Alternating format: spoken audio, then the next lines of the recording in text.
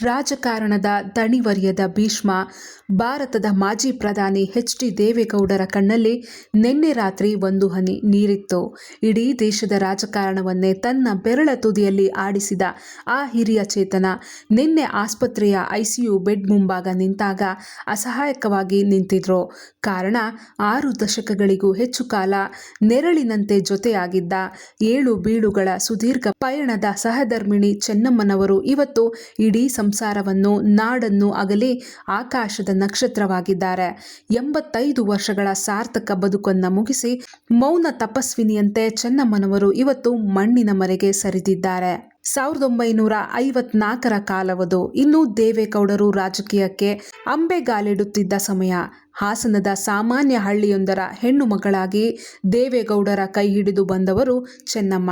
ಅಂದು ಅವರು ಪ್ರಧಾನಿ ಪತ್ನಿಯಾಗುತ್ತೇನೆಂದಾಗಲಿ, ದೇಶದ ಅತ್ಯುನ್ನತ ರಾಜಕೀಯ ಕುಟುಂಬದ ಮಾತೃಶ್ರೀಯಾಗುತ್ತೇನೆಂದಾಗಲಿ ಅಂದುಕೊಂಡಿರಲಿಲ್ಲ. ದೇವೇಗೌಡರ ರಾಜಕೀಯ ಆರಂಭವಾದದ್ದು ಹಾಸನದ ಜಿಲ್ಲಾ ಬೋರ್ಡ್ ಸದಸ್ಯತ್ವದಿಂದ. ಅಲ್ಲಿಂದ ಹಿಡಿದು ಶಾಸಕರಾಗಿ, ವಿರೋಧ ಪಕ್ಷದ ನಾಯಕರಾಗಿ, ಮುಖ್ಯಮಂತ್ರಿಯಾಗಿ, ಕೊನೆಗೆ ದೇಶದ ಪ್ರಧಾನಮಂತ್ರಿಯಾಗುವವರೆಗೂ ಗೌಡರ ಹೆಜ್ಜೆ ಹೆಜ್ಜೆ ಇಟ್ಟು ನಡೆದವರು ಇದೇ ಚೆನ್ನಮ್ಮ. ದೆಹಲಿಯ ಪ್ರಧಾನಿ ನಿವಾಸಕ್ಕೆ ಹೋದ ಮೇಲೂ ಚೆನ್ನಮ್ಮನವರ ತಲೆಗೆ ಎಂದೂ ಆ ಅಧಿಕಾರದ ಹಮ್ಮು ಹತ್ತಲಿಲ್ಲ. ರೇಷ್ಮೆ ಸೀರೆಯುಟ್ಟು, ಹಣೆಯ ಮೇಲೊಂದು ದೊಡ್ಡ ಕುಂಕುಮದ ಬೊಟ್ಟಿಟ್ಕೊಂಡು ಸಾಕ್ಷಾತ್ ಹಳ್ಳಿ ಮನೆಯ ಹೆಣ್ಣು ಮಗಳಂತೆಯೇ ದೆಹಲಿಯ ಬಂಗಲೆಯಲ್ಲೂ ಓಡಾಡಿದವರು ಈಕೆ. ಜಗತ್ತಿನ ಎಷ್ಟೋ ರಾಷ್ಟ್ರದ ನಾಯಕರು ಬಂದಾಗ್ಲೂ ತನ್ನದೇ ಆದ ದೇಶಿ ಶೈಲಿಯಲ್ಲಿ ನಸುನಕ್ಕು ಆತಿಥ್ಯ ನೀಡಿದ ಸರಳತೆಯ ಸಾಕಾರ ಮೂರ್ತಿ ಇವರು.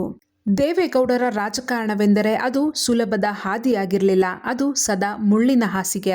ಅದರಲ್ಲೂ 1975ರ ತುರ್ತು ಪರಿಸ್ಥಿತಿಯ ಕಾಲವಂತೂ ಇಡೀ ಕುಟುಂಬಕ್ಕೆ ಅಗ್ನಿ ಪರೀಕ್ಷೆಯಾಗಿತ್ತು. ದೇವೇಗೌಡರು ಜೈಲು ಪಾಲಾದಾಗ ಮನೆಯಲ್ಲಿ ಮಕ್ಕಳನ್ನು ಸಾಕಿ ಸಲಹಿ ಅವರಿಗೆ ಧೈರ್ಯ ತುಂಬಿ ನಿಂತವರು ಇದೇ ಚೆನ್ನಮ್ಮ. ಗೌಡರು ಹಗಲು ರಾತ್ರಿ ಎನ್ನದೆ ಜನಸೇವೆಯಲ್ಲಿ ತೊಡಗಿಸಿಕೊಂಡಾಗ, ಕ್ಷೇತ್ರದ ಪ್ರಜೆಗಳ ಕಷ್ಟ ಆಲಿಸಲು ಪ್ರವಾಸದಲ್ಲಿದ್ದಾಗ ಇತ್ತ ಮನೆಯನ್ನ ಒಂದು ಆಶ್ರಮದಂತೆ ಮುನ್ನಡೆಸಿದ್ದು ಇದೇ ತಾಯಿ. ಗೌಡರ ಕೋಪ, ಅವರ ಹಠ, ಅವರ ಹೋರಾಟದ ಗುಣ ಎಲ್ಲವನ್ನೂ ಅರಿತುಕೊಂಡು ಅವರ ನೆಮ್ಮದಿಯ ತಾಣವಾಗಿದ್ದು ಇದೇ ಚೆನ್ನಮ್ಮ. ರಾಜಕೀಯದ ಯಾವುದೇ ಬಿರುಗಾಳಿ ಎದ್ದರೂ ಕುಟುಂಬದ ಒಳಗೆ ಆ ಬಿರುಗಾಳಿ ಬೀಸದಂತೆ ರಕ್ಷಿಸಿದ ಕವಚ ಇವರು. ದೇವೇಗೌಡರ ಕುಟುಂಬ ಅಂದರೆ ಅದು ಇಡೀ ದೇಶದಲ್ಲೇ ದೊಡ್ಡ ರಾಜಕೀಯ ಕುಟುಂಬಗಳಲ್ಲೊಂದು. ಎಚ್.ಡಿ. ರೇವಣ್ಣ, ಎಚ್.ಡಿ. ಕುಮಾರಸ್ವಾಮಿ ಸೇರಿದಂತೆ 4 ಗಂಡು ಮಕ್ಕಳು, 2 ಹೆಣ್ಣು ಮಕ್ಕಳು, ಮೊಮ್ಮಕ್ಕಳು, ಮರಿಮೊಮ್ಮಕ್ಕಳು. ಹೀಗೆ ಕಣ್ಣೆದುರೇ ಬೆಳೆದು ನಿಂತ ದೈತ್ಯ ಸಾಮ್ರಾಜ್ಯವದು. ರಾಜಕೀಯವಾಗಿ ಅಣ್ಣ ತಮ್ಮಂದಿರ ನಡುವೆ, ಮಕ್ಕಳ ನಡುವೆ ಎಷ್ಟೇ ಭಿನ್ನಾಭಿಪ್ರಾಯಗಳು ಬಂದರೂ, ಸಾರ್ವಜನಿಕವಾಗಿ ಏನೇ ಚರ್ಚೆಗಳಾದರೂ ಅವರೆಲ್ಲರನ್ನೂ ಒಂದೇ ಸೂರಿನಡಿ ತಂದು ಪ್ರೀತಿಯಿಂದ ಉಣಬಡಿಸುತ್ತಿದ್ದ ಮಹಾಮಾತೆ ಚೆನ್ನಮ್ಮ. ಕುಮಾರಸ್ವಾಮಿಯವರ ಸಿನಿಮಾ ಹಾಗೂ ರಾಜಕೀಯ ಜರ್ನಿ ಇರಬಹುದು, ರೇವಣ್ಣನವರ ಹಾಸನದ ರಾಜಕಾರಣ ಇರಬಹುದು, ಪ್ರತಿಯೊಬ್ಬರ ಯಶಸ್ಸಿನ ಹಿಂದೆಯೂ ತಾಯಿಯ ಹಾರೈಕೆ ಇತ್ತು. ಮಕ್ಕಳಷ್ಟೇ ಅಲ್ಲ, ಸೊಸೆಯಂದಿರಾದ ಅನಿತಾ ಕುಮಾರಸ್ವಾಮಿ ಹಾಗೂ ಭವಾನಿ ರೇವಣ್ಣ ಅವರಿಗೂ ಇವರು ಅತ್ತೆ ಆಗಿರಲಿಲ್ಲ, ಸ್ವಂತ ತಾಯಿಯಾಗಿದ್ರು. ಚೆನ್ನಮ್ಮನವರಿಗೆ ದೇವರ ಮೇಲೆ ಅಪಾರವಾದ ಭಕ್ತಿ. ದೇವೇಗೌಡರ ರಾಜಕೀಯ ಏಳಿಗೆಗಾಗಿ, ಮಕ್ಕಳ ಆರೋಗ್ಯಕ್ಕಾಗಿ ಅವರು ಮಾಡದ ಪೂಜೆಗಳಿಲ್ಲ, ಹತ್ತದ ದೇವಸ್ಥಾನದ ಮೆಟ್ಟಿಲುಗಳಿಲ್ಲ. ರಾಜಕೀಯದ ಚದುರಂಗದಾಟದಲ್ಲಿ ಏನೇ ಏರುಪೇರಾದರೂ ಅವರು ದೇವರ ಕೋಣೆಯಲ್ಲಿ ಮೌನವಾಗಿ ಪ್ರಾರ್ಥಿಸುತ್ತಿದ್ದರು. ಗೌಡರ ಅಪ್ರತಿಮ ಯಶಸ್ಸಿನ ಹಿಂದೆ ಈಕೆಯ ತಪಸ್ಸಿನ ಶಕ್ತಿಯೂ ಇತ್ತು ಎಂದರೆ ತಪ್ಪಾಗಲಾರದು.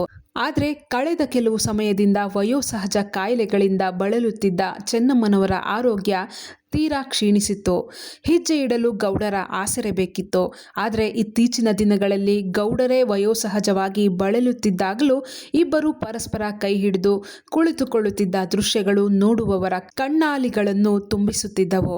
ನಿನ್ನೆ ರಾತ್ರಿ ಆಸ್ಪತ್ರೆಗೆ ಹೋದಾಗ ಬಹುಶಃ ದೇವೇಗೌಡರಿಗೆ ಅರಿವಾಗಿರಬೇಕು, ತನಗೆ ಇಷ್ಟು ವರ್ಷಗಳ ಕಾಲ ಶಕ್ತಿಯಾಗಿದ್ದ ದೀಪವೊಂದು ಆರಲು ದಿನಗಣನೆ ಆರಂಭಿಸಿದೆ ಎಂದು. ಅದಕ್ಕೆ ಇಡೀ ಜಗತ್ತನ್ನೇ ಎದುರಿಸಿ ನಿಲ್ಲುವ ಆ ನಾಯಕನ ಕಣ್ಣುಗಳಿಂದ ಅಸಹಾಯಕ ಕಣ್ಣೀರು ಧಾರೆಯಾಗಿ ಹರಿದಿತ್ತು. ಇವತ್ತು ಚೆನ್ನಮ್ಮನವರು ದೈಹಿಕವಾಗಿ ನಮ್ಮನ್ನಗಲಿದ್ದಾರೆ. ಆದರೆ ಗೌಡರ ಪ್ರತಿ ಹೋರಾಟದ ಇತಿಹಾಸದಲ್ಲೂ, ಜೆಡಿಎಸ್ ಪಕ್ಷದ ಏಳು ಬೀಳುಗಳ ಕಥೆಯಲ್ಲೂ ಮತ್ತು ಕರ್ನಾಟಕ ರಾಜಕಾರಣದ ಪುಟಗಳಲ್ಲೂ ಈ ಮೌನ ತಪಸ್ವಿನಿಯ ಹೆಸರು ಸದಾ ಅಮರವಾಗಿರಲಿದೆ.